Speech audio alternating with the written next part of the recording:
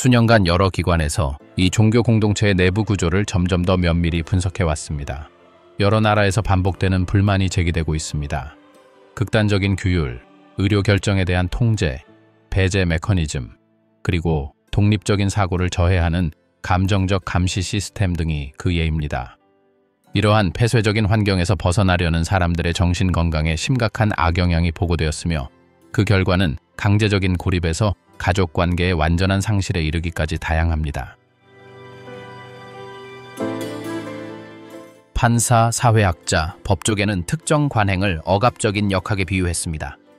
기존 규범에 대한 의견 불일치는 처벌이나 소외로 이어집니다. 어떤 경우에는 국가 통제 밖에서 운영되는 구조가 위기 상황을 침묵시키거나 최소화하는 내부 사법 시스템을 만들어낸다는 주장도 있습니다. 한편 법원, 의학포럼, 공공장소에서 이러한 논쟁은 계속되고 있습니다. 신앙이 보이지 않는 감옥이 되기 전에 얼마나 많은 권력을 집중시킬 수 있을까요? 모든 것은 이렇게 시작되었습니다. 전 세계적 순종의 씨앗 19세기 말 세상의 종말을 예고하는 종교운동이 확산되던 시기에 미국에서 작은 집단이 생겨났고 이들은 곧 독특한 구조를 갖추게 되었습니다. 사상 전파에 탁월한 재능을 가진 사업가 찰스 테이즈 러셀은 천년 왕국적 관점에서 성경을 논의하는 데 관심 있는 사람들을 모으기 시작했습니다. 이는 아직 공식적인 종교도 폐쇄적인 회중도 아니었지만 전통적인 교리, 특히 지옥, 영혼 불멸, 그리고 그리스도의 재림에 관한 교리에 의문을 제기하는 일련의 성경 연구 단체였습니다. 이 새로운 접근법에서 그리스도의 재림은 이미 1874년에 일어난 보이지 않는 재림으로 해석되었습니다. 이러한 사상들은 러셀이 출판물과 강연에서 전개할 담론의 기초가 되었습니다. 보급은 지역 차원에 국한되지 않았습니다. 그가 직접 제공한 자금 덕분에 곧 잡지와 소책자가 배포되기 시작하여 여러 주의 구독자들에게 발송되었습니다. 주요 소통 채널은 시온의 워치타워, 사이언스 워치타워 잡지였는데 이 잡지는 지역사회의 교리적 중심지 역할을 했습니다. 이 출판 프로젝트는 점차 조직화된 네트워크를 구축하게 되었지만 초기에는 위계적인 종교 구조에 대한 논의는 없었고 오히려 기성교회 밖에서 성경을 이해하는데 관심 있는 사람들의 느슨한 연합체였습니다. 수년에 걸쳐 처음에는 단순한 출판 및 컨퍼런스 프로그램이었던 이 단체는 자칭 단체로 변모했습니다. 1884년에는 워치타워 성서책자협회가 법적으로 설립되었는데 이는 자금, 재산, 그리고 종교서적 배포를 관리하는 법인체였습니다. 러셀은 회장으로서 주도권을 잡았고 비록 자신이 예언자나 신성한 권위를 가진 영적 지도자로 여겨지기를 거부했지만 사실은 그가 이미 이 운동의 중심 인물이었음을 보여주었습니다. 모든 자료는 그의 직접적인 감독하에 승인되었고 교리 해석은 그의 출판물, 특히 성경 연구 시리즈를 중심으로 이루어졌습니다. 이 초기 단계에서 이 단체는 상대적으로 교리적 개방성을 유지했습니다. 회원들은 특정 사안에 대해 의견이 달라도 배척당할까봐 두려워하지 않았습니다. 내부 감독 시스템이나 징계 기구는 없었습니다. 회원 자격은 자유로웠고 각 회중은 어느 정도의 자율성을 유지했습니다. 그러나 러셀에 대한 숭배는 시간이 지남에 따라 커졌고 여러 지역에서 그를 복음서에 언급된 충성되고 지혜 있는 종으로 여겼습니다. 비록 그가 공개적으로 지지하지는 않았지만 단호하게 부인하지도 않았습니다. 1916년 러셀이 사망한 후 내부 분쟁이 시작되었습니다. 그의 후임자는 만장일치로 선출된 것이 아니라 일련의 법적 책략을 거쳐 스스로 선출되었습니다. 변호사 출신이자 이미 협회 내에서 영향력 있는 인물이었던 조셉 프랭클린 러더퍼드는 긴장감이 고조되는 분위기 속에서 회장직을 맡았습니다. 그의 스타일은 권위적이고 직접적이며 중앙 집권적이었습니다. 이전 시대와는 달리 러더퍼드는 교리적 유연성을 제거하고 협회를 훨씬 더 수직적인 조직으로 변모시키는 조치를 시행했습니다. 가장 먼저 내린 결정 중 하나는 출판물에 대한 통제권을 조정하는 것이었습니다. 이전에는 해석에 대한 대화의 여지가 어느 정도 있었지만 그의 지도 아래 모든 신학적 자료는 협회의 공식 입장을 충실히 반영해야 한다는 규정이 내려졌습니다. 어떠한 의견 차이도 불충실한 행위로 간주되었습니다. 러셀의 측근 중 다수가 조직을 떠났고 변화를 거부하는 회중은 반역자로 낙인 찍혔습니다. 연합이라는 개념은 새로운 조항에 대한 완전한 복종을 의미하게 되었습니다.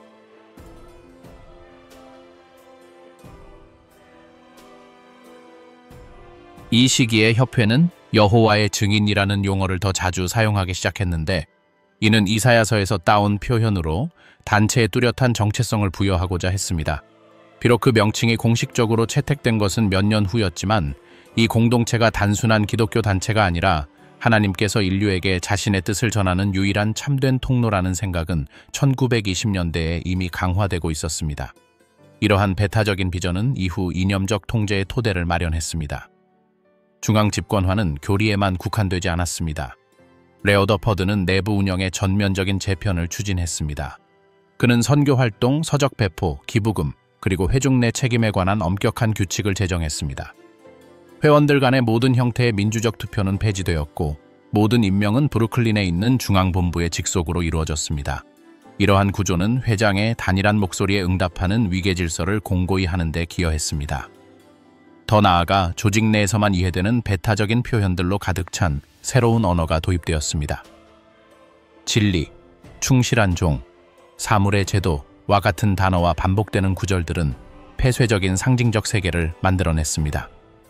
이 특별한 용어는 메시지를 통합했을 뿐만 아니라 구성원들을 외부 세계와 분리하여 외부 비판에 더욱 강한 집단 정체성을 형성했습니다. 1920년대에 레더퍼드는 설교 방식도 완전히 바꾸어 놓았습니다. 지인들끼리의 비공식적인 활동이나 즉흥적인 모임에서 벗어나 종교 간행물을 개인 가정에 체계적으로 배포하는 체계적이고 중앙 집중적인 방식으로 전환되었습니다.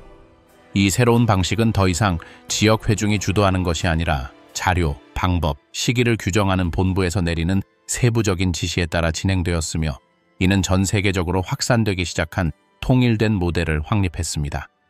동시에 다른 종교 교파에 대한 비판도 더욱 거세졌습니다.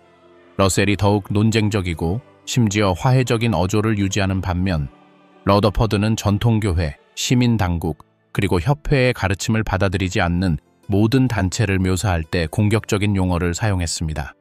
이러한 양극화 전략은 회원들 사이에 긴박감을 조성했고, 회원들은 부패하고 정죄받는 세상 속에서 스스로를 선택받은 소수자로 여기기 시작했습니다.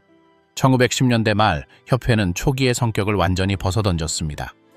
성경 연구를 공유하기 위한 출판 활동으로 시작했던 협회는 경직되고 수직적이며 배타적인 교리적 구조로 변했습니다. 러더퍼드가 이끄는 제도화 과정은 러셀의 유산과의 결정적인 단절을 의미했습니다. 일부 공통된 개념은 유지되었지만 내부 역학, 정부 형태, 그리고 회원들의 역할에 대한 해석은 완전히 바뀌었습니다.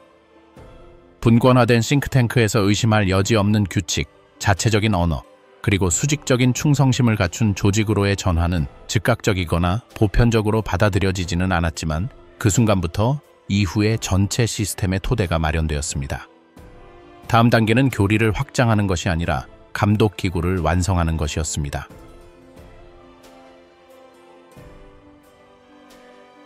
완벽한 시계, 전 세계 전도 활동은 이렇게 진행됩니다. 모든 여호와의 증인은 전도가 선택사항도 아니고 유연한 활동도 아니라 일상생활의 통합적이고 계획된 부분임을 알고 있습니다. 매주의 리듬은 이 외적인 의무를 준비하고 조직하고 완수하는 데 있습니다. 계획은 집을 방문하기 훨씬 전부터 즉흥적인 여지를 남기지 않는 헌신적인 모임에서 시작됩니다.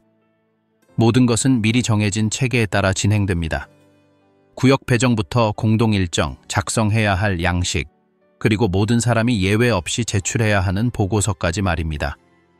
각 회중의 구역은 지정된 지도자들에 의해 세심하게 지도와 번호가 매겨진 구역으로 나뉘고 모든 구역이 정확하게 정리되어 있습니다.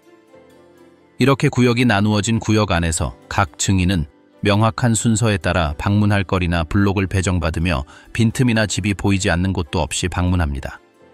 그들은 모든 것을 특정 기록부에 기록한 후 관찰 결과 업데이트 또는 수집된 이름과 함께 지도를 반환하며 연락을 받은 가구와 아직 응답하지 않은 가구를 지속적으로 모니터링합니다. 소풍은 특정 날짜와 시간을 정해 계획되며 일반적으로 장로나 사역자들이 조직한 그룹으로 진행됩니다. 이들은 만남의 장소를 정하고 교대 근무를 통해 설교자들을 짝지어주고 모든 사람이 참여할 수 있도록 경로를 배정합니다. 거리에서의 물리적인 참여뿐만 아니라 시간 엄수, 정장, 바디 랭귀지, 그리고 낯선 사람에 대한 모범적인 태도에도 중점을 둡니다. 이 모든 것은 목적 의식과 집단적 복종을 강화하는 가시적인 표현의 일부입니다. 매 소풍 전에는 봉사 모임이라는 짧은 모임이 있습니다. 이 모임에서는 본문을 낭독하고 연설 제안을 검토하고 초기 접촉에 어떻게 접근해야 하는지, 그 달에 어떤 출판물을 제공할지, 그리고 대상자의 유형에 따라 어떤 문구를 사용해야 하는지에 대한 구체적인 지침을 배포합니다. 이 모든 것은 이러한 모임을 진행하는 사람들이 사전에 준비하여 각 구성원이 하루가 시작되기 전에 자신의 역할을 명확히 알 수 있도록 합니다. 이러한 역동성의 핵심 요소 중 하나는 개인 보고서입니다. 각 회원은 설교 시간, 배포된 출판물 수, 방문 횟수, 성경 공부, 시작, 시도 횟수를 월말에 제출되는 특정 양식에 정확하게 기록해야 합니다. 이 정보는 개인에게만 국한되지 않고 각 회중의 책임자들이 검토하여 이를 통합하고 조직 구조 내 상위 단계로 전달합니다. 이를 통해 집단 및 개인의 성과를 지속적으로 모니터링하는 시스템에 기여합니다. 보고서는 정기성을 나타낼 뿐만 아니라 설교자의 상태를 판단하는 기준이기도 합니다. 매달 시간을 내지 않는 사람은 비활동적인 사람으로 분류될 수 있기 때문입니다. 이 범주는 직접적인 처벌을 수반하지는 않지만 그룹 내 인식에 영향을 미치는 가시적인 구분을 형성하여 기대되는 속도를 충족하는 사람과 모임에 계속 참석하더라도 체계적인 설교의 역동성에서 벗어나는 사람을 실질적으로 구분합니다. 대규모 집회나 새로운 출판물 출간을 앞두고 조직되는 특별 캠페인은 이러한 체계를 더욱 강화하여 더욱 긴박한 일정, 장기 과제, 그리고 더욱 시급한 공동 사명의 일환으로 제시되는 추가적인 목표를 추가합니다. 이러한 캠페인은 지역사회, 광장, 박람회 또는 행사에서 조직의 가시성을 높이기 위해 추가적인 희생정신을 함양합니다. 추가적인 참여는 적극적인 충실의 표시로 개인 기록에 추가됩니다. 방법론 또한 표준화됩니다. 무료로 배포되는 팸플릿, 잡지, 서적은 각 항목마다 특정 목적이 있는 체계를 따르며 설교자는 이를 전달하는 데 제시된 순서를 따라야 합니다. 독자에게 특정 본문을 소개하고 이후 방문 시 관심 있는 내용을 기록해야 합니다. 항상 언어 사용, 극도의 예의, 그리고 차분한 어조를 유지해야 하며 첫 만남에서 논쟁에 휘말리거나 복잡한 질문에 답하지 않아야 합니다. 모든 것은 이미 다른 단계에 있는 성경 공부로 연결되어야 합니다. 고백하느냐, 두려워하느냐, 위원회에 침묵하는 심판 회원이 회중에 완전히 합류하는 순간부터 내부 감시 시스템이 작동하기 시작합니다. 공식적인 처벌이나 공개적인 경고가 아니라 공동체 구석구석으로 확장되는 암묵적인 기대, 반대 신문, 그리고 공유된 두려움의 은밀한 네트워크에 의존합니다. 이는 눈에 보이는 법이 아니라 모든 몸짓, 말, 결정이 영적 약함이나 충성심 부족의 표시로 해석될 수 있는 끊임없는 자기 검열을 유발하는 불문율입니다. 회원들은 아무리 사소한 일탈이라도 스캔들이 없어도 효과를 발휘하는 내부 메커니즘을 작동시킬 수 있다는 것을 금방 깨닫습니다. 가벼운 말이나 겉보기에 무해한 질문을 통해 데이터가 수집되고 태도가 비교되고 영적 감독을 담당하는 사람들에게 우려가 전달됩니다.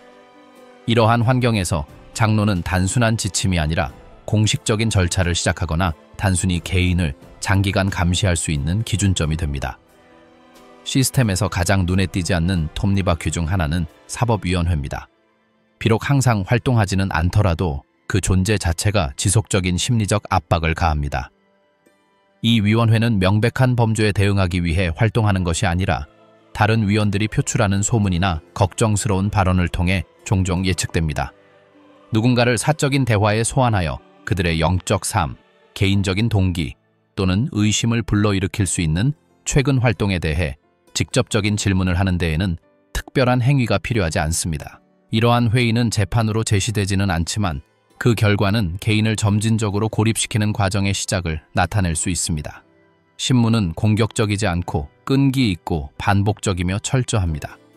신문의 목표는 단순히 사실을 확인하는 것뿐만 아니라 신문 받는 사람의 정서적 태도, 회개의 정도, 공식 언어에 대한 복종, 그리고 정당한 이유 없이 어떤 수정도 기꺼이 받아들이는지를 가늠하는 것입니다. 이러한 가능성에 직면한 많은 위원들은 위험을 감수하기보다는 안전한 길을 택합니다. 증거나 고발이 없더라도 자발적인 고백은 영적 겸손의 표시로 여겨집니다. 사람들은 누구에게도 해를 끼치지 않았거나 눈에 보이는 규칙을 어기지 않았더라도 자신의 의심, 과거의 실수 또는 부적절한 감정을 장로들에게 알려야 합니다. 이러한 역학의 논리는 명확합니다. 숨기는 자는 불신하고 고백하는 자는 권위를 받아들입니다. 이렇게 하면 사람들이 정기적으로 자신을 드러내고 지정된 감독관 앞에서 양심을 깨끗이 하려고 하는 조건 반사작용이 형성됩니다. 다른 사람들에게 올바르게 보여야 한다는 끊임없는 욕구는 결국 명확한 규칙 없이도 효과를 낼 수 있는 내적 압력을 만들어냅니다. 가벼운 대화가 잘못된 사람에게 전달되거나 태도가 오해받을 가능성은 끊임없는 개인적인 경계를 요구합니다. 끊임없이 감시당하고 있다는 이러한 느낌은 사라지지 않으며 특히 집단 내에서 책임을 맡고 있는 사람들에게는 사소한 일탈 행동, 선호, 감정 등도 영적 연약함의 신호로 여겨질 수 있습니다. 때로는 동료가 추천한 영화 시청, 허가받지 않은 행사 참석, 사소한 가르침에 대한 의구심 표명과 같은 가장 무해한 행동조차도 은밀한 감시의 시작을 초래할 수 있습니다. 이러한 경우 즉각적인 처벌 대신 반복적인 면담, 강제적인 기도, 안내 독서, 그리고 일탈의 위험성에 대한 끊임없는 상기와 같은 침묵의 프로토콜이 활성화됩니다. 이 시스템은 물리적 강압이 아닌 개인이 스스로의 파수꾼이 되는 일종의 지속적인 정서적 압박에 기반합니다. 침묵은 강력한 무기입니다. 누군가 무언가를 보고했는지에 대한 불확실성, 자신이 감시받고 있는지에 대한 의심, 발언이 잘못 해석되었을 것이라는 의심 등 모든 것이 가시적인 처벌을 부과하지 않고도 통제를 강화하는 불안감을 불러일으킵니다.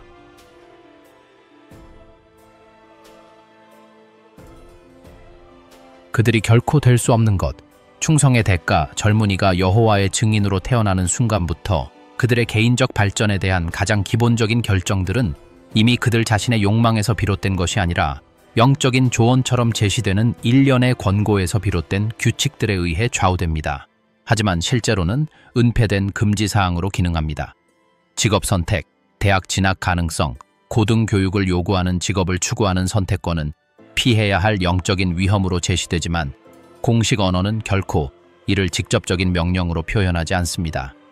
시스템은 10대에게 학업 계획을 완전히 포기하라고 명시적으로 명령할 필요가 없습니다.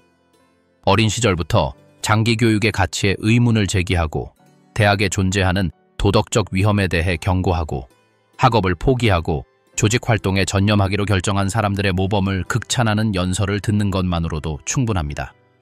이러한 이야기들은 장학금을 거부하거나 설교에 더 많은 시간을 바치기 위해 직업을 포기한 이들의 희생을 미화하는 모임과 출판물에서 끊임없이 반복됩니다. 따라서 공식적인 금지 조치 없이 어떠한 학문적 열망도 이기심이나 영적 나약함의 한 형태로 여겨지는 분위기가 조성됩니다. 지역총회에서는 설교 시간을 늘리기 위해 파트타임 직업을 선택하고 대학 공부를 포기한 젊은이들을 위한 모임이 자주 열립니다. 이러한 이야기들은 개인적인 결정이 아니라 롤모델로 제시됩니다. 참석자들, 특히 젊은 세대는 순종적이고 영적인 사람으로 인정받고 싶다면 이러한 행동이 자신에게 기대되는 행동임을 이해합니다. 많은 청소년들이 교사나 조직 외부 가족의 권유에도 불구하고 교육 기회를 거부하는 것은 드문 일이 아닙니다. 고등교육에 대한 체계적인 거부는 우연적이거나 피상적인 것이 아닙니다. 이는 개인이 비판적 사고를 발전시키거나 공식적인 담론 밖에서 사상을 접할 수 있는 환경에 노출되는 것을 최소화하려는 내부 논리에 따른 것입니다. 교육 수준이 낮을수록 출판물과 기존 교리 체계에 대한 의존도가 높아집니다. 따라서 전문적인 훈련은 내부 통제의 구조적인 위협이 되므로 영성이라는 미명 아래 철저히 저해됩니다. 이러한 태도는 공부를 원하는 사람들뿐만 아니라 기술 교육이나 대학 학위가 필요한 직업을 찾는 사람들에게도 영향을 미칩니다. 많은 경우 젊은이들은 매주 열리는 모든 모임에 갈등 없이 참석하고 설교에 시간을 쏟기 위해 육체노동, 파트타임 또는 부담 없는 직업을 선택합니다.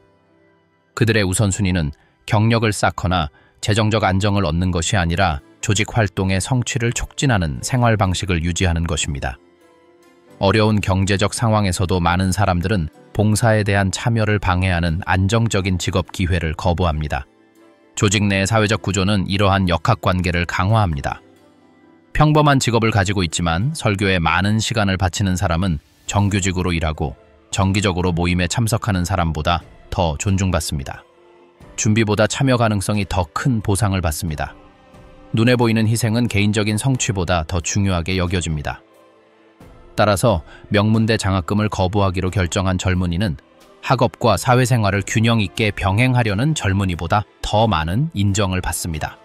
이러한 불문율적인 인센티브 시스템은 각 구성원의 삶의 결정에 지대한 영향을 미칩니다. 많은 경우 이러한 결정의 결과는 시간이 지남에 따라 분명해집니다. 기술, 지능, 그리고 승진에 대한 열망을 가진 젊은이들이 결국 불안정한 직업에 갇히고 전문적인 교육이나 충분한 실무 경험이 부족하여 상황을 개선할 가능성이 없습니다. 이러한 상황은 좌절감뿐만 아니라 의존성을 유발합니다. 실질적인 대안이 없는 많은 사람들이 적어도 자신에게 의미와 공동체를 제공하는 구조 안에 머물러 있기 때문입니다. 비록 그 구조가 그들에게 다른 미래를 허락하지 않았음에도 불구하고 말입니다. 당위 기술 또는 직업 훈련 과정 참여 또한 권장되지 않습니다. 이론적으로 이를 금지하는 규칙은 없지만 연설과 출판물에서는 설교나 영적 강화와 직접적으로 관련되지 않은 활동에 시간이나 자원을 투자하지 말 것을 강조합니다. 모임에서는 봉사를 소홀히 하지 않기 위해 고용주가 제공하는 승진이나 교육 과정을 거부한 형제들의 사례가 언급됩니다. 이는 최소한의 전문적인 발전조차도 방해 요소나 영적 약함으로 여겨지는 분위기를 조성합니다. 개인적인 기대, 어린 시절의 꿈 또는 타고난 소명은 발전할 여지가 거의 없습니다. 예술, 과학 또는 어떤 학문 분야에 관심이 있는 사람들은 특히 그러한 열망이 시간, 헌신, 그리고 장기간의 연구를 요구하는 경우 지역사회에서 지지를 거의 받지 못하는 경우가 많습니다. 가족이 직접적으로 반대하지 않더라도 젊은이들은 어릴 때부터 지역사회가 그러한 성취를 가치 있게 여기지 않는다는 것을 알고 있기 때문에 내외부 갈등을 피하기 위해 이러한 우려를 억누르는 경우가 많습니다. 이러한 시스템은 공식적인 지식에 대한 접근을 제한할 뿐만 아니라 미래를 계획하는 방식도 제한합니다. 장기 계획은 임박한 종말에 대한 끊임없는 기대로 대체됩니다. 현 체제가 곧 사라질 운명이라는 생각에 초점을 맞춘 이러한 세계관은 교육과 직업 안정성에 대한 관심 부족을 더욱 부추깁니다. 우리가 아는 세상이 곧 종말을 맞이할 텐데 왜 6년씩 공부해야 할까요? 인생의 진정한 목적이 새로운 질서가 도래할 때까지 전임으로 봉사하는 것이라면 왜 직업에 투자해야 할까요? 이러한 질문들은 공개적으로 제기되지는 않지만 젊은이들의 삶이 조직되는 방식에 내재되어 있습니다. 어떤 이들은 학업과 체제의 요구 사이에서 균형을 맞추려 하지만 끊임없는 압박에 직면합니다. 학업적인 이유로 모임에 불참하는 것은 의심의 눈초리로 여겨지고 야외 봉사에 참석하는 데 어려움을 겪는 것은 영적인 약함의 징후로 해석됩니다. 직업적 미래에 대한 질문에 대한 답변은 충실하고 활동적인 삶을 유지하는 것의 중요성으로 초점을 옮기게 합니다. 이러한 맥락에서 공부는 끊임없이 정당화되어야 하는 도덕적 부담이 됩니다. 이러한 접근 방식의 결과는 성인기까지 지속됩니다. 많은 사람들이 탄탄한 전문 경력도, 저축도, 실질적인 진급 전망도 없이 30대나 40대에 접어듭니다. 이들이 조직 밖에서 노동시장에 진입하려고 할 때 학업을 마치고 인턴십을 마치고 전문적인 네트워크를 구축한 사람들에 비해 불리한 입장에 처하게 됩니다. 이러한 불리함은 우연의 결과가 아니라 처음부터 모든 형태의 물질적 자율성을 저해하는 시스템의 결과입니다. 공식적인 담론이 공부를 금지하지는 않지만 모든 삶의 결정을 둘러싼 상징적 구조는 강력한 브레이크 역할을 합니다. 직업을 선택하는 사람들은 직접적인 처벌을 받지 않고 멀리서 관찰됩니다. 의사, 변호사, 과학자가 되고 싶어 하는 사람들은 질책을 받지 않지만 중요한 것은 삶을 봉사에 바치는 것이라는 점을 상기시킵니다. 이렇게 하여 제재 없이도 효과를 발휘하는 일종의 침묵의 통제가 확립됩니다. 젊은이들은 자신에게 무엇이 기대되는지, 무엇이 보상되는지, 모든 회의와 출판물에서 무엇이 반복되는지 아는 것만으로도 충분합니다. 이로 인해 세대는 일찍부터 자신의 목표를 포기하고 시스템에 적응할 수만 있다면 더 적게 소유하고 덜 기대하고 덜 원하는 삶을 당연하게 받아들이는 법을 배우게 됩니다. 더 많은 것을 열망할 수 없어서가 아니라 처음부터 그렇게 하는 것이 영적인 위험이라고 가르침을 받았기 때문입니다. 비록 질서로 정립된 적은 없지만 그러한 가르침은 삶의 전체 흐름을 규정하는 보이지 않는 장벽이 됩니다.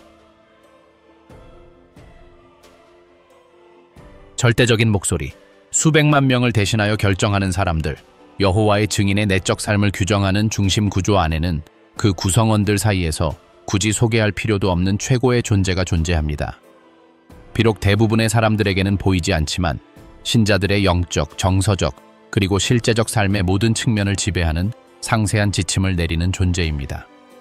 하느님의 뜻이 전달되는 유일한 합법적인 통로로 여겨지기에 이 존재는 어떠한 의심이나 미묘한 차이도 용납하지 않습니다. 따라서 통치체의 말에 의문을 제기하는 것은 사실상 하느님께 불순종하는 것과 같습니다. 따라서 통치체는 단순한 행정적 안내자가 아니라 물리적인 강압 없이도 해석을 수정하고 우선순위를 정하고 양심을 형성할 수 있는 의심할 여지 없는 절대적 진리의 원천으로서 기능합니다. 이 권위를 구성하는 집단은 투표나 눈에 보이는 공로로 선출되지 않으며 구성원은 신중하게 선택되고 기름 부음 받은 집단의 일부로 간주됩니다. 내부 교리에 따르면 이들은 천상 왕국과 직접적인 영적 연결을 가지고 있으며 이러한 조건은 그들에게 공동체 앞에서 의심할 여지 없이 합법성을 부여합니다. 공동체는 그들의 임명에 참여하지 않으며 그들의 결정에 대한 세부 사항에 접근할 수 없지만 각각의 새로운 지침을 규율 있게 받아들입니다. 실제로 종교 집단의 각 활동적인 구성원은 그 돔에서 발행된 지시가 수년에 걸쳐 이러한 표시가 바뀌더라도 실시간으로 창조주의 생각을 나타낸다는 것을 받아들이도록 훈련받습니다. 연설, 출판물, 그리고 집회들은 이러한 생각을 끊임없이 강조하며 순종은 합리적 이해나 명령에 대한 개인적인 평가에 기반하는 것이 아니라 명령이 혼란스럽고 부담스럽고 자신의 판단에 어긋나는 것처럼 보일 때 바로 시험되는 충성심에 기반한다고 강조합니다. 바로 그 순간에 참된 신자는 주저없이 행동해야 하며 개인적인 확신이 아니라 신성의 이름으로 말하는 권위 있는 목소리에 대한 존중에서 비롯되어야 하기 때문입니다. 그 목소리는 다름 아닌 통치체의 목소리입니다. 통치체 구성원들은 무엇을 믿어야 할지, 무엇을 무시해야 할지, 무엇을 거부해야 할지, 무엇을 위험하다고 여겨야 할지 정의합니다. 정기적으로 업데이트되는 디지털 플랫폼이나 집회에서 배포되는 잡지와 같은 공식적인 소통 채널은 중개자 없이 신자들에게 새로운 교리적 또는 실천적 지침을 전달하는 수단 역할을 합니다. 이전의 해석이 수정되었더라도 출판된 내용은 하늘의 인도를 정확히 반영한다고 가정합니다. 이러한 역동성은 불편함을 유발하기는커녕 어린 시절부터 적극적인 복종의 원칙을 교육받아온 수백만 명의 사람들에게 자연스럽게 받아들여지고 있습니다. 이 원칙에서는 믿음이 말로 표현되는 것이 아니라 중앙 지도자들이 명령하는 모든 변화에 즉시 행동할 수 있는 능력을 통해 표현됩니다. 토론, 투표 또는 수정 제안을 위한 내부 메커니즘은 없습니다. 신학적 결정에 대한 집단적 참여라는 개념 자체가 신적 모델에서 벗어난 것으로 간주되기 때문입니다. 따라서 통치 중심에서 나오지 않는 모든 제안이나 질문은 특정 교리에 위배되기 때문이 아니라 신적 은총 안에 머무르는데 근본적으로 여겨지는 조화를 깨뜨리기 때문에 일치에 대한 위협으로 간주됩니다. 이러한 논리에 따르면 통치체에 복종하는 것은 충실함의 표시일 뿐만 아니라 영적 공동체의 일원으로 계속 활동하기 위한 필수 조건입니다. 각 구성원은 본부에 상주하며 시청과 콘텐츠, 문서 지침, 그리고 수십 개 언어로 전 세계에 배포되는 녹음된 연설을 제작합니다. 그들의 언어는 감정적이고 단호하며 반복적이어서 개인적인 해석의 여지를 남기지 않습니다. 예를 들어 신자들이 비상 상황에 어떻게 대응해야 하는지, 정부에 대해 어떤 태도를 취해야 하는지, 어떤 출판물이 허용되는지, 어떤 활동이 권장되는지, 어떤 활동을 피해야 하는지 등을 정립합니다. 이러한 과정은 정교하게 이루어져 리더십을 일상적인 양심의 총체적인 관리로 전환합니다. 옳고 그름은 맥락이나 의도가 아니라 더 높은 사명에 대한 충실도에 따라 결정됩니다. 통치체 구성원들의 이름은 활동적인 구성원들 사이에서 잘 알려져 있지만 그들의 얼굴은 평온함, 지혜, 그리고 겸손의 이미지를 전달하는 정교하게 제작된 작품 속에 등장합니다. 이는 신자들과 그들의 영적 인도자들 사이에 정서적 유대감을 강화합니다. 후자는 명백한 두려움을 통해 권한을 행사할 필요가 없습니다. 조직 구조는 중앙 명령과 조화를 이루며 행동하는 하위 계층에 의해 편차가 감지되고 시정되고 필요한 경우 제재를 받도록 설계되어 있기 때문입니다. 하지만 이러한 편차의 의문을 제기하거나 지역 현실에 맞게 조정하지는 않습니다. 이러한 수직적 시스템은 선행 복종이라는 개념을 기본 원칙으로 합니다. 이는 명령을 완전히 이해하지 못한 채 행동했던 성경 인물들에 대한 사례, 이야기, 그리고 끊임없는 언급을 통해 주입되는 태도입니다. 이러한 비교는 진정한 신자는 행동하기 전에 이해하기를 기다리지 않고 오히려 이해는 나중에, 설령 이해하더라도 나중에 올 것이라고 믿는다는 것을 보여줍니다. 중요한 것은 설명이 아니라 태도이기 때문입니다.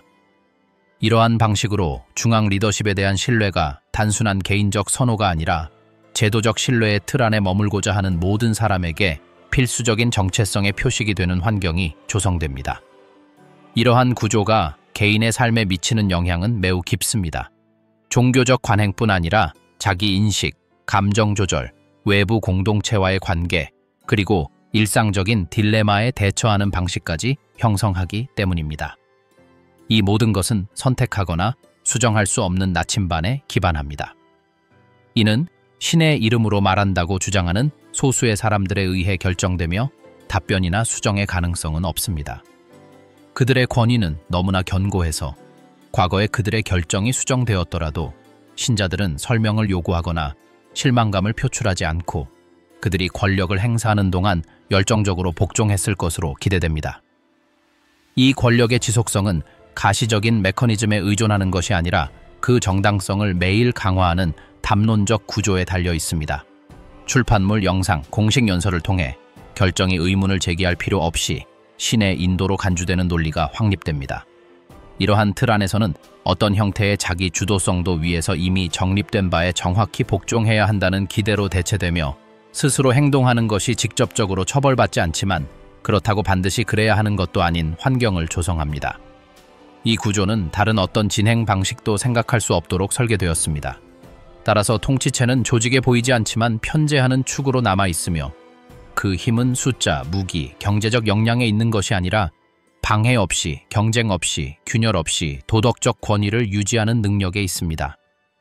이를 통해 전 세계 수백만 명의 사람들이 각각의 새로운 질서를 신의 뜻에 살아있는 증거로 받아들이고 외면하거나 질문하지 않고 이해하지 못하더라도 복종만이 유일하게 용납될 수 있는 길이라는 확신을 가지고 그룹 내에서 자신의 길을 계속 나아갈 수 있도록 합니다. 당신의 피가 당신에게 등을 돌릴 때 누군가가 공식적으로 퇴학당했다는 소식이 전해지면 일상생활은 완전히 뒤바뀌게 됩니다. 심지어 가장 단순한 부분까지도요. 한때는 애정 표현이나 공통된 습관을 자연스럽게 나누던 곳이 이제는 거리와 침묵, 그리고 강요된 공허함만 남습니다. 가족 내에서는 이러한 새로운 상황이 예고나 변화 없이 즉각적인 변화를 의미합니다. 이전에는 당연하게 여겨졌던 유대감이 갑자기 끊어지면서 부모, 자녀, 형제자매는 퇴학당한 사람을 대하는 방식뿐 아니라 집에서 그 사람에 대해 이야기하는 방식까지도 바꿔야 합니다. 퇴학 후 적용되는 규칙은 모임이나 조직 활동에 적극적으로 참여한 사람들에게만 국한되지 않습니다. 각 가정의 친밀한 공간에도 적용됩니다.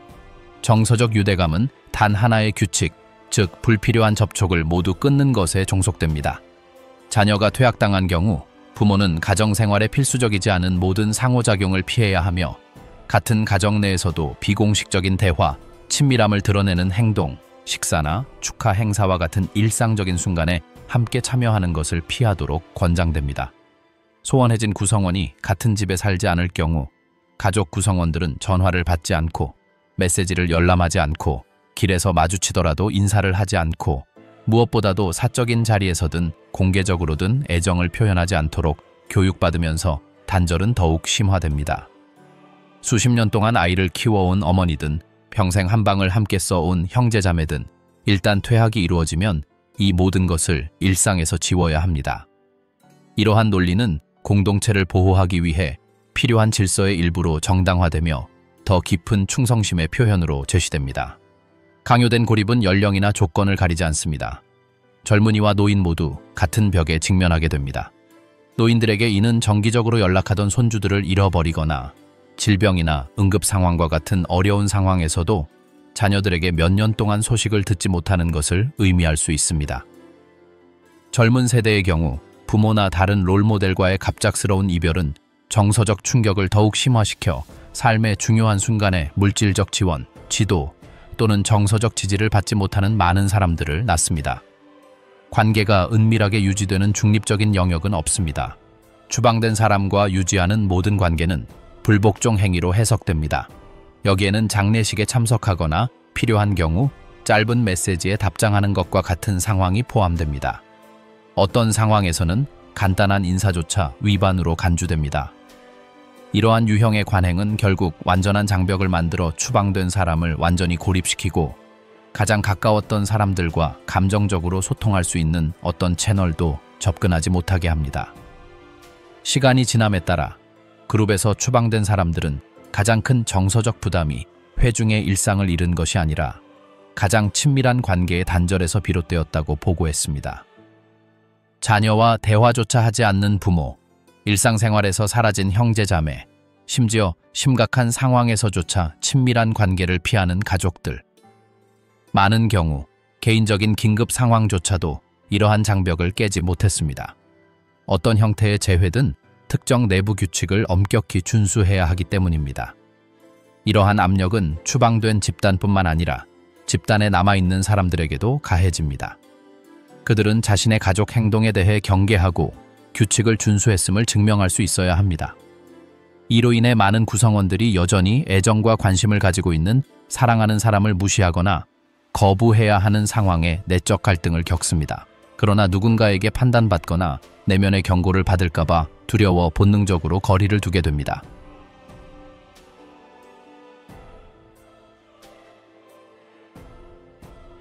어떤 사람들은 물건을 남기거나 서명 없는 메시지를 쓰거나 제3자를 통해 재정 지원을 보내는 등 간접적인 방식으로 애정을 표현하려 하지만 이 모든 것은 두려움과 죄책감을 안고 비밀리에 이루어집니다.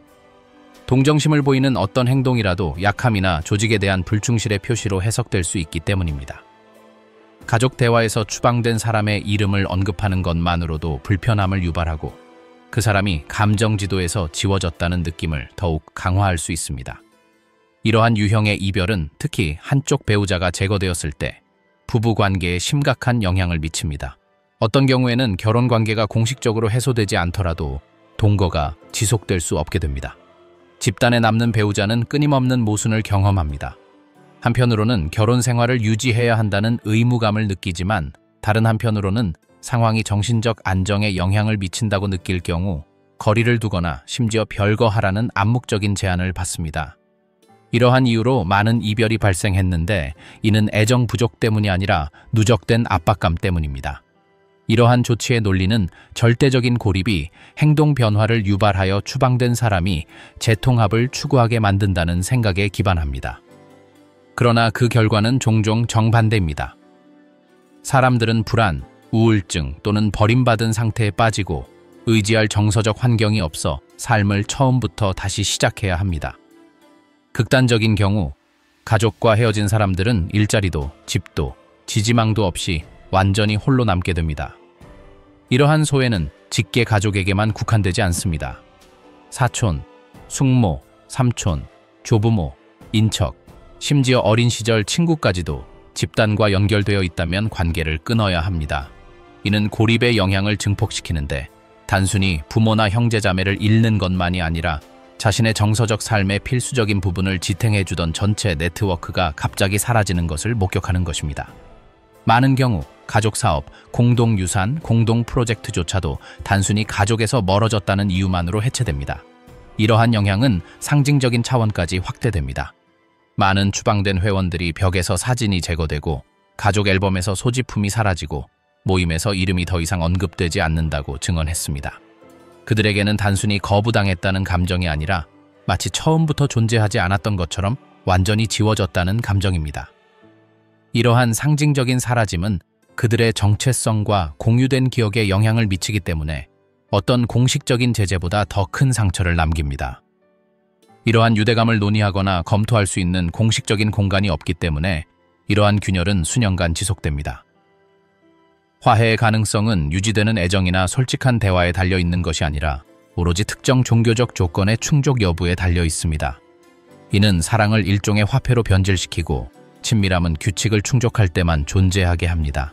그렇지 않으면 어떤 행동도 금지됩니다. 일부 국가에서는 이러한 관행이 외부의 의문을 받았지만 종교의 자유로 보호되기 때문에 불법으로 간주되지는 않습니다. 그러나 인간의 관점에서 볼 때 이러한 관행은 조직이 개인적인 유대감에 행사할 수 있는 권력의 한계에 대한 논쟁을 불러일으켰습니다. 그 사이 수천 명의 사람들은 가장 사랑하는 사람들에게 아무런 설명도 없이 작별 인사도 없이 다시 무언가의 일부가 된 기분을 느낄 수 있는 명확한 길도 없이 무시당했다는 상처를 안고 살아갑니다.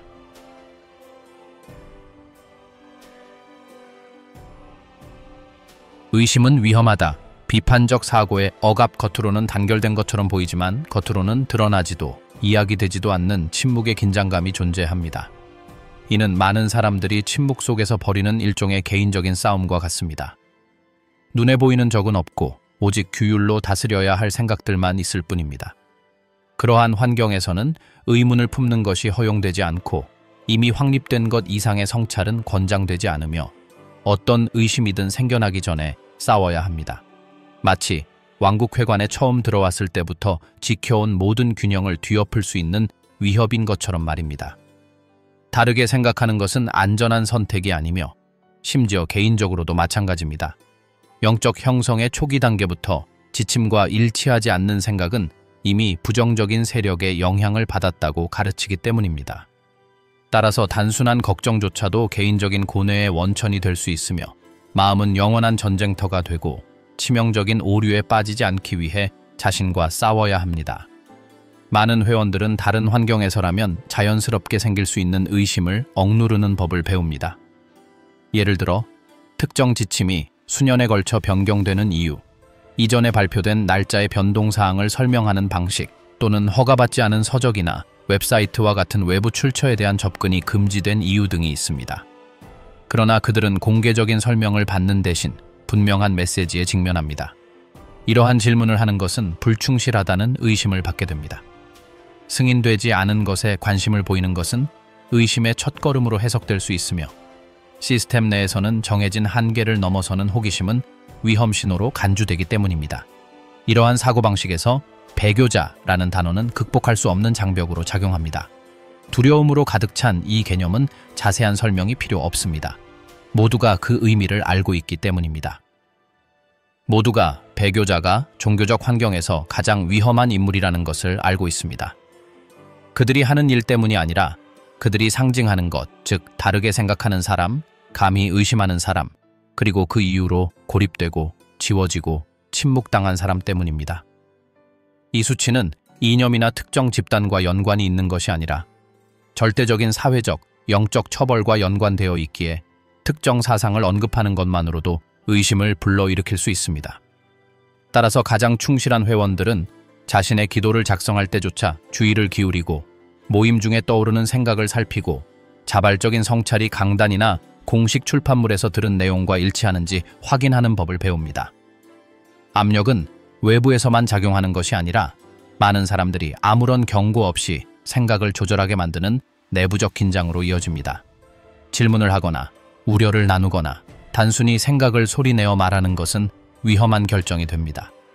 학습된 환경 속에서는 무해한 성찰조차도 오해받을 수 있기 때문입니다. 이러한 끊임없는 불확실성은 모든 생각을 문장으로 만들기 전에 걸러내고 옳지 않게 들릴 수 있는 모든 것을 피하는 법을 배우는 조용한 정신적 자제 습관을 형성합니다.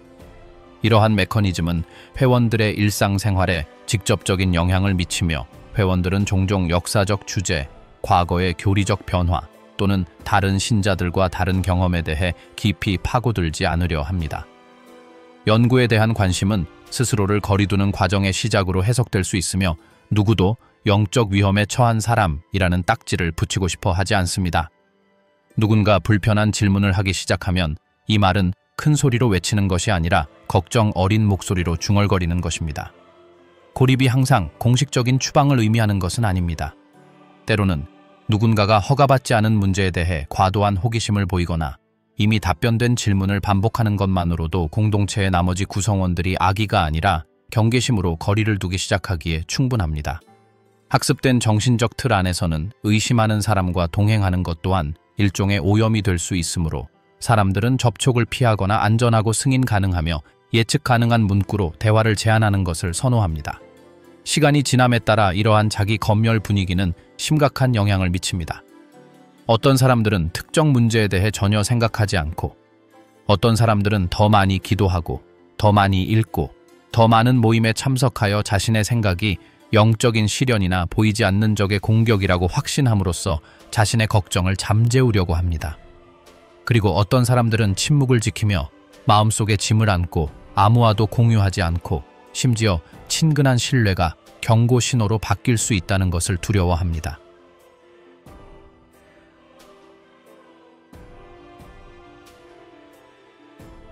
떠나는 것만으로는 충분하지 않다. 그 후에도 남는 미국 누군가가 그 구조를 떠날 때 그 과정은 왕국회관 바깥으로 나가는 마지막 단계나 기록에서 자신의 이름이 삭제되는 것 또는 이전에 하루의 모든 측면을 지배했던 것과의 관계를 끊겠다는 은밀한 결정으로 끝나지 않습니다. 그 다음에 오는 것은 미지의 영역입니다. 매뉴얼도 일정표도 끊임없는 감독도 없을 뿐만 아니라 외부에서 부과된 감독이나 규칙이 없는 세상에서 자신이 누구인지 이해하도록 도와줄 명확한 지원망이나 정서적 지도도 없습니다. 매일매일은 수년간 적으로 여겨지거나 오염된 사회에 재적응하는 강제적인 연습이 됩니다. 일상적인 상징, 공동의 축하 행사, 심지어 작은 사회적 행동까지도 죄책감 없이 다시 배우거나 재해석해야 합니다. 이 새로운 단계의 시작은 종종 불안한 침묵을 동반합니다. 어떤 이들은 마치 압박감이 갑자기 사라진 것처럼 즉각적인 안도감을 느낍니다. 하지만 많은 경우 이러한 안도감은 곧 깊은 외로움으로 바뀌는데 이는 가족이나 공동체의 유대감 상실뿐만 아니라 자유 시간부터 개인적인 목표까지 삶을 구성했던 모든 것이 사라졌기 때문입니다. 회의 일정도 없고 목표에 대한 설교도 없고 끊임없는 복종에 대한 기대도 없다면 자유는 감당하기 힘든 짐이 됩니다. 오랜 세월에 걸쳐 모든 생각을 정해진 기준에 따라 걸러내기 위해 만들어진 내면의 언어는 쉽게 사라지지 않습니다. 암기한 문구, 경고, 금지사항들은 계속해서 원치 않는 곳에 나타납니다. 집단을 벗어나면 많은 이전 구성원들은 자유가 항상 명료함이나 안정을 동반하는 것은 아니라는 사실을 깨닫습니다. 버려진 길로 돌아가거나 낯선 업무 환경을 탐험하거나 단순히 낯선 환경에서 길을 찾는 것조차 매일의 도전이 됩니다.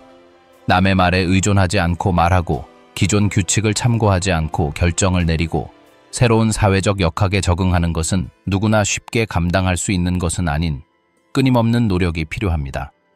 어떤 사람들은 행사 참석, 새로운 친구 사귀기, 구직 재해 수락 등 일상생활에 바로 적응하려고 노력하지만 이러한 행동이 마치 무의식적으로 이전 삶의 기억이 여전히 남아있는 듯한 내면의 낯설음을 불러일으키는 것은 드문 일이 아닙니다. 많은 경우 이별의 감정적 영향은 말이나 눈에 보이는 결정으로 표현되는 것이 아니라 일상생활에서 끊임없이 방향 감각을 잃은 듯한 느낌으로 나타납니다. 여가 시간을 어떻게 보낼지 선택하거나 사교 모임 초대에 응하는 것과 같은 단순한 활동조차도 설명하기 어려운 불편함을 유발할 수 있습니다. 엄격한 시스템 속에서 수년간 살아온 사람들은 아무리 사소해 보이는 결정이라도 마치 무엇이 옳은지 정의하는 외부 지침이 없는 것처럼 불안이나 의심의 원천이 될 수 있다는 것을 깨닫습니다. 이러한 감정은 항상 명백한 불안으로 인식되는 것은 아니지만 즉흥성을 방해하고 자존감에 영향을 미치며 모든 개인적인 선택에 수반되는 미묘한 불안감을 유발할 수 있습니다. 최근 몇 년 동안 비슷한 과정을 거친 사람들로 구성된 비공식적인 지원 네트워크가 생겨났습니다. 가상이든 오프라인이든 이러한 공간에서는 이야기가 공유되고 경험은 정상화되며 수년간 부정되거나 억압되었던 감정이 확인됩니다. 이러한 모임은 즉각적인 해결책을 제시하지는 않지만 새로운 자아에 적어도 일부가 성찰을 할 수 있는 정박지 역할을 합니다. 두려움 없이 이야기하고 자신의 경험을 판단 없이 되짚어보고 비슷한 경험을 한 다른 사람들의 이야기에 귀 기울이는 것은 시간 속에 멈춰있던 정체성의 파편들을 재구성할 수 있게 해줍니다. 어떤 사람들은 이전에는 탐구하지 못했던 재능을 발견합니다. 글쓰기, 그림 그리기, 지역사회 프로젝트 참여, 대중연설, 이전에는 금지되었던 과목 공부 등이 그 예입니다. 개인의 회복은 획일적인 경로를 따르지 않습니다. 어떤 사람들은 빠르게 발전하고 어떤 사람들은 여러 번 퇴보합니다. 공식은 없고 오직 시험만 있을 뿐입니다. 그리고 모든 시도, 모든 실수, 모든 교훈은 삶을 되찾는 과정의 일부입니다. 그 과정에서 어떤 사람들은 함께 떠난 가족들과 다시 관계를 맺고 어떤 사람들은 완전히 새로운 네트워크를 구축합니다. 두 경우 모두 살아온 경험을 자신의 역사의 필수적인 부분으로 인식함으로써 과거가 자신을 마비시키는 그림자로 변하는 것을 막을 수 있습니다. 특정 지역에서는 일부 전 구성원들이 공공정보를 제공하고 연구에 참여하고 떠나려는 사람들을 돕기 위해 조직을 구성하기도 합니다. 하지만 모두가 나서고 싶어 하는 것은 아닙니다. 안전을 위해, 가족의 보복에 대한 두려움 때문에 또는 단순히 목소리를 내는 것이 여전히 고통스럽기 때문에 어떤 이들은 절대적인 익명성을 선호합니다. 탈출 후의 삶에 대한 이야기는 단 하나의 결과로 끝나지 않습니다. 어떤 이들은 안정을 찾고 어떤 이들은 장기간의 고립으로 이어집니다. 하지만 이 모든 이야기들이 공통적으로 공유하는 것은 폐쇄된 구조를 떠난다고 해서 그 구조의 영향이 저절로 사라지는 것은 아니라는 확신입니다. 마침내 어느 정도 안정감을 느끼기 시작하면 마치 이전 삶의 희미한 파편들이 여전히 남아 공간을 요구하는 것처럼 기억, 풍경, 문구, 그리고 사람들이 되돌아오는 것은 드문 일이 아닙니다. 어떤 이들은 그것들을 자연스럽게 받아들이고 어떤 이들은 무시하려고 애씁니다. 하지만 분명한 것은 이 역사가 지워지는 것이 아니라 변화한다는 것입니다. 그리고 수치심이나 두려움 없이 그 역사를 받아들이고 살아가는 것은 이 새로운 시대의 가장 복잡하고 용감한 행동 중 하나가 됩니다. 조직의 운영 방식을 이해하는 것은 조직의 규칙이나 탈출에 성공한 사람들의 이야기를 설명하는 것으로 끝나지 않습니다. 진정한 도전은 이러한 단편적이고 지속적인 경험들이 통제할 수 없는 삶을 재건하고자 하는 이들에게 미완의 과제가 될 때 발생합니다. 바로 그곳, 더 이상 모임이나 출판물, 위계가 존재하지 않는 그 공간에서 진정한 자유의 과정이 시작됩니다.